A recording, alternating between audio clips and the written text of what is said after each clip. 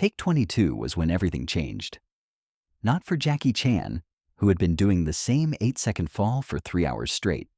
His body slamming onto concrete, padded just enough to prevent serious injury, but not enough to eliminate the genuine thud that made audiences wince.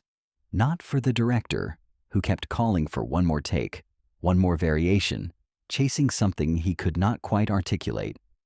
Not for the stunt coordinator, clipboard in hand, who had stopped taking notes after take 14 because the performance had already exceeded safety requirements. Take 22 was when it changed for Marcus Wei, the man nobody on set ever thought about. The man holding the boom pole extended above the action, arms aching from hours of static positioning. The man listening through headphones while everyone else was watching, hearing things the human ear alone could not detect. The sound recordist who, for the first time in his 30-year career, heard something that made him question everything he thought he knew about his job. Hong Kong, 1985. Golden Harvest Studios sat in the Kowloon district, surrounded by the organized chaos of a city reinventing itself daily. Even inside the soundstage, the muffled roar of traffic seeped through, the eternal construction noise of a city that never stopped building. Marcus Wei had recorded sound on over 200 films, working his way up from cable wrangler to the most sought-after boom operator in Hong Kong cinema. He had developed a reputation as the man who could capture clean dialogue in a typhoon, who treated every take like it was the only take. His philosophy was simple, honed through decades of work, where chaos was the default. Sound was about discipline. You measured your cables to the centimeter. You called for room tone with the authority of a conductor. You positioned your microphone with surgical precision, accounting for wind, ambient noise, the acoustic signature of every location. You controlled what you could control. Most importantly, you hated surprises. Jackie Chan was a walking, jumping, falling surprise factory. The young actor stuntman who did his own stunts, who improvised action sequences mid-shoot, who never performed the same take twice in exactly the same way. The human pinball who turned film sets into playgrounds and treated safety protocols like gentle suggestions. Marcus had avoided Jackie Chan projects for years. He did not need that chaos in his carefully controlled professional life. But in 1985, everyone wanted to work with Jackie. The money was good.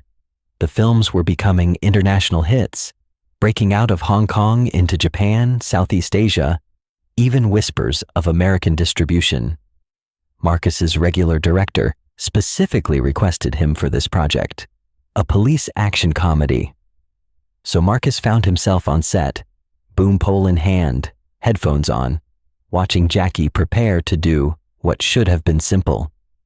A fall down a short flight of stairs, 8 seconds from start to finish. It should have been easy. 1 take, maybe 2. But this was Jackie Chan. The scene was straightforward. Jackie's character would trip over a bicycle and fall down 6 concrete steps, landing in a comedic sprawl.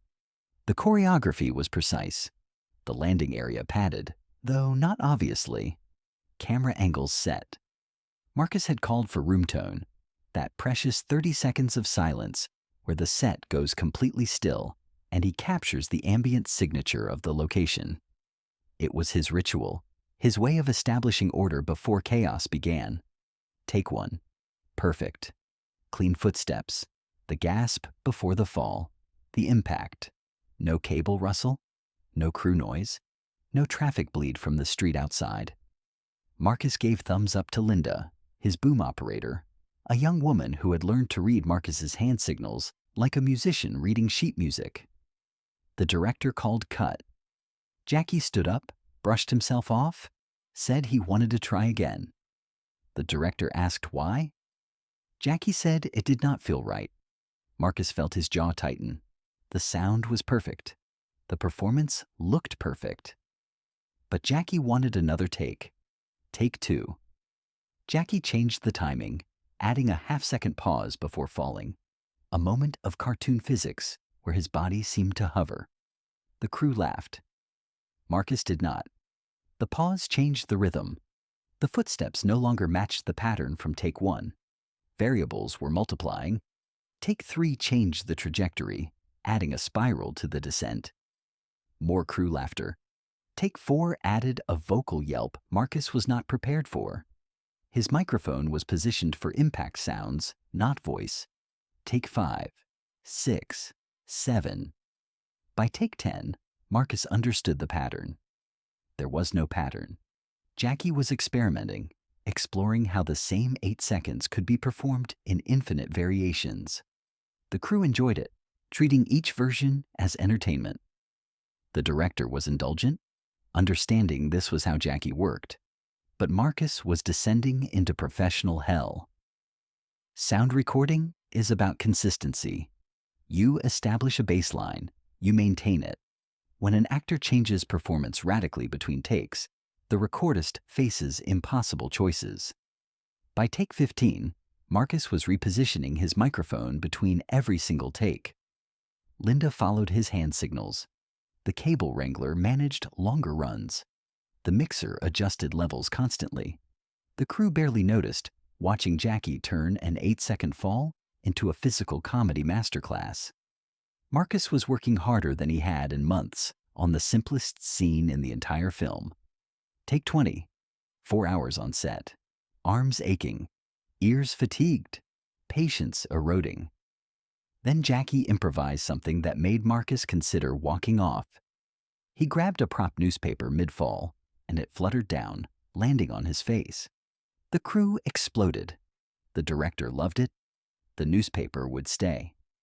Marcus closed his eyes. Paper rustling is notoriously difficult to record cleanly. Another repositioning. Another strategy adjustment. Trying to paint a portrait of a hummingbird in flight. Take 21. Jackie wanted the newspaper to land on his face exactly as he hit the ground. It required precision. Take 22. Marcus had surrendered to survival mode, just capturing usable audio. His boom pole sat in a compromise position. His mind was composing the speech he would give the director about respecting sound department time. Jackie began the fall. Marcus listened, not watching. Footsteps. 1, 2, 3. Then something he had not consciously noticed before. Silence. A pocket of quiet between the third step and the fall. Perhaps a second, maybe less. In that pocket, Jackie's breath. A sharp inhale. Then the fall began. Clothing rustle. Air displacement. Newspaper flutter. Another pocket of silence before impact. Another breath. Exhale this time. Controlled and deliberate. Impact. Newspaper landing. The director called cut. Crew applauded. Marcus stood frozen, boom pole in hand, mind rewinding. He signaled Linda to hold. He rewound the tape, checking. He listened again, knowing what to listen for. The silence before the fall. The breath. The silence before impact. The breath. It was there. It had been there in other takes. He had been so focused on chaos, he had missed the pattern hiding inside the noise. Marcus asked to review takes 15 through 21. He watched with headphones on, listening not to impacts or rustling, but to the silences. There it was, in every take. The pocket before the fall, the controlled breath, the second pocket before impact, the exhale. Jackie was not creating chaos. Jackie was creating rhythm. The variations were all built on a foundation of precise timing. The silence, the breath, the pauses were structural, intentional, musical. Marcus had spent 30 years thinking about sound as something to be captured, cleaned, controlled. Silence was absence, empty time waiting to be filled. But listening to Jackie's repeated falls, Marcus understood silence differently. Silence was not absence. It was presence. The pause before the fall was not empty. It was anticipation building, audience breath synchronizing with performer breath, the body preparing for impact. In musical terms, the rest before the downbeat, the inhale before the note. And the breath. Jackie's inhale before the fall was not physiological necessity. It was a cue telling the audience something is about to happen. The exhale before impact was even more sophisticated, a release of tension that paradoxically increased the comedic effect. The body relaxing into the fall, surrendering to gravity, making the collision seem both more violent and more absurd.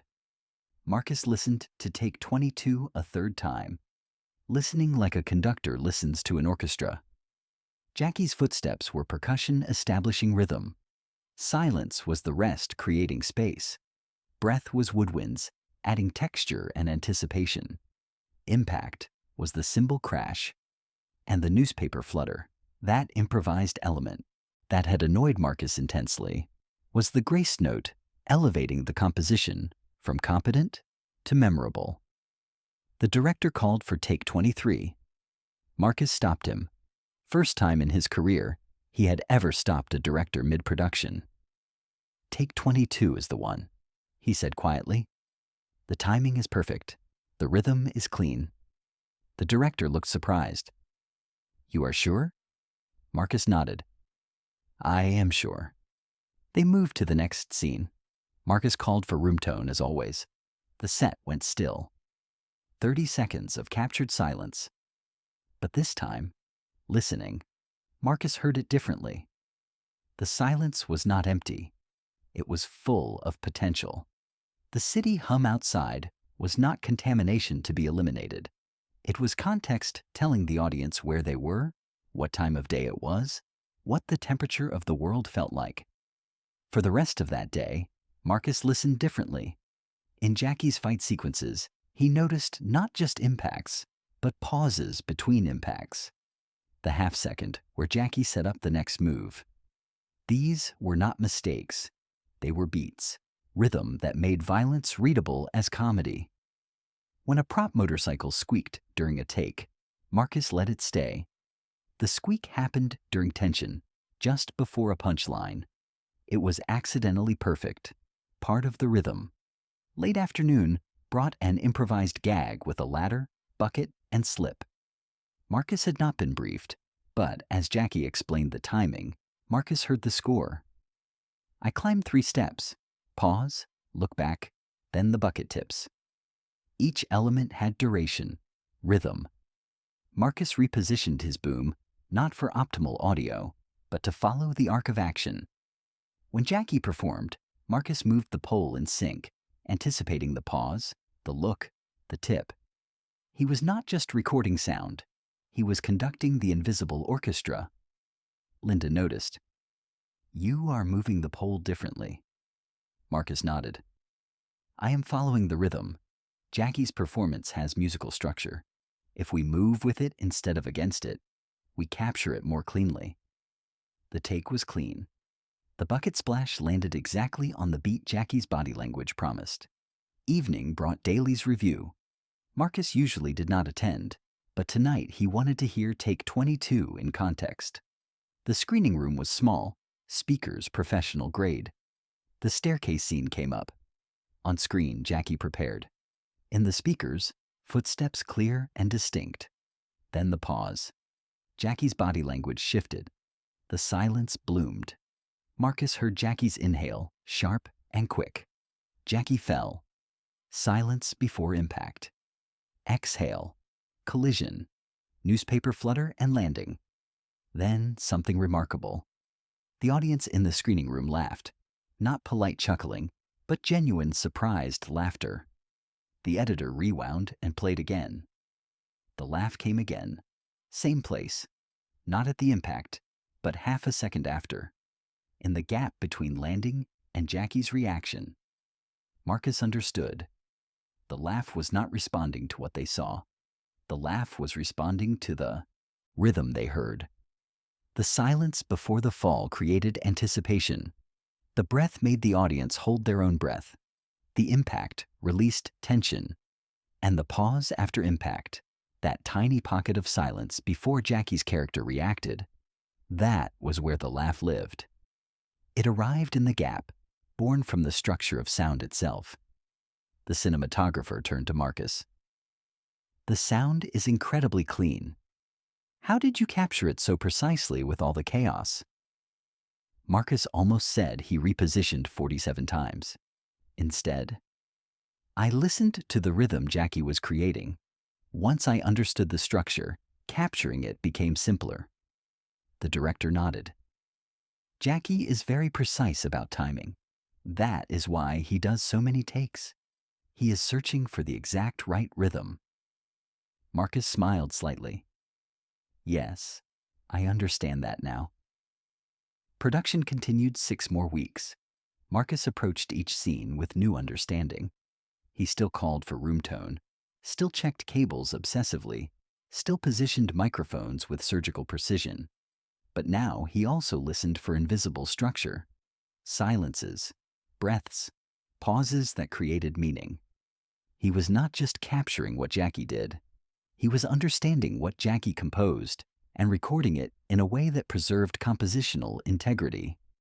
A dramatic monologue scene. Jackie's character injured, slumped against a wall. Jackie added tiny pauses between phrases, moments where his character gathered strength to continue. Marcus positioned the microphone close, intimate, so the pauses would be audible, so audiences could hear the effort of breathing, the cost of speaking. A fight scene in a furniture showroom. Marcus noticed Jackie's structured combat in phrases like jazz improvisation. 3 impacts, pause, 2 impacts, longer pause, then a flurry. Marcus positioned to capture the fight as musical performance, not discrete effects. The result was a soundscape that breathed, had dynamics, made audiences feel the ebb and flow of combat. On the final day, waiting for lighting setup, Marcus and Jackie shared tea. Jackie asked how long Marcus had been doing sound. 30 years. You are very good at your job, Jackie said. The sound on this film is the best I have worked with. Marcus felt professional pride. Then he asked, why do you do so many takes? The staircase fall, 47 takes. What were you searching for? Jackie thought. I am searching for the feeling. The action has to look right, yes. But it also has to feel right. The timing, the rhythm. It is like music. If the timing is wrong, the joke does not work. No matter how impressive the stunt is, if the rhythm is off, the audience will not laugh. Marcus nodded. I noticed you use silence very precisely. Before the fall, before the impact, the pauses are very specific. Jackie smiled. The pause is the most important part.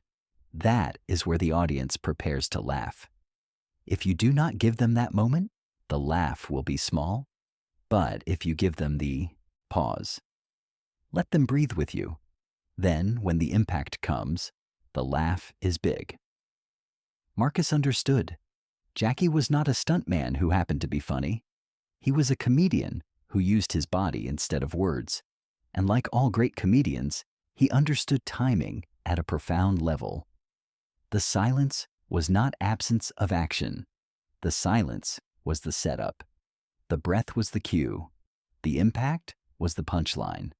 And the pause after the punchline, that was where the audience completed the joke in their own minds, which made it funnier than any performer could make it alone. I learned something from you on this film, Marcus said. Jackie looked surprised. From me? What did you learn? Marcus chose his words carefully. I learned that my job is not just to record what happens. My job is to understand the structure of what happens, and to record that structure so it can be heard, not just seen. Jackie nodded slowly. Yes, that is very wise. Many people think action films are just about what you see, but the sound is half of the experience, maybe more than half. The sound tells the audience how to feel about what they are seeing. They sat in comfortable silence, 2 craftsmen who had learned to respect each other's artistry. Then the final shot was ready. Marcus picked up his boom pole and walked to position. He called for room tone one last time. The set went quiet.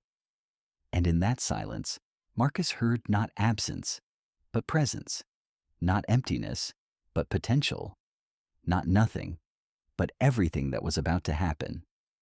The film was released 6 months later and became an international hit. Critics praised Jackie's physical comedy, daring stunts, charisma. A few critics with trained ears mentioned the exceptional sound design, the clarity of impacts, how audio enhanced comedy timing. Marcus read those reviews with quiet satisfaction. The film won awards. Jackie's career trajectory steepened toward global stardom. Marcus continued working, project after project, year after year. But he never forgot Take 22. Years later, film students asked Marcus for advice about sound recording. He would tell them the usual things: check cables, call for room tone, position microphones precisely. But then he would add one more piece of advice: the lesson of Take 22. Listen for the silence, he would say. The pauses, the breaths, the gaps between sounds. That is where the meaning lives. Great performers use silence the way musicians use rests. Not as absence, but as structure. Your job is to capture that structure, to preserve it, to protect it. Because the cleanest laugh, the most powerful emotion, the most memorable moment, often begins with the cleanest silence. Marcus worked in film sound another 15 years after the Jackie Chan production.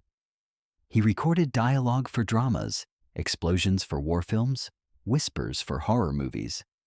But his philosophy had changed. He no longer saw his job as imposing order on chaos. He saw it as discovering the order already there, hidden inside what looked like chaos, listening for the rhythm, following the structure, understanding that every performance, no matter how wild or improvised it appeared, was built on a foundation of intention and timing. The battered boom pole eventually retired, replaced by newer equipment. The worn audio case was donated to a film school, but the real legacy was not in equipment. It was in the understanding Marcus carried forward and passed on. The understanding that silence is structure, that breath is timing, that the pause before the punchline is as important as the punchline itself, and that sometimes the best take is not the one that looks perfect, but the one that sounds perfect, the one where the rhythm is clean, the timing is precise, and the silence does exactly what silence is supposed to do. It creates space for laughter to arrive.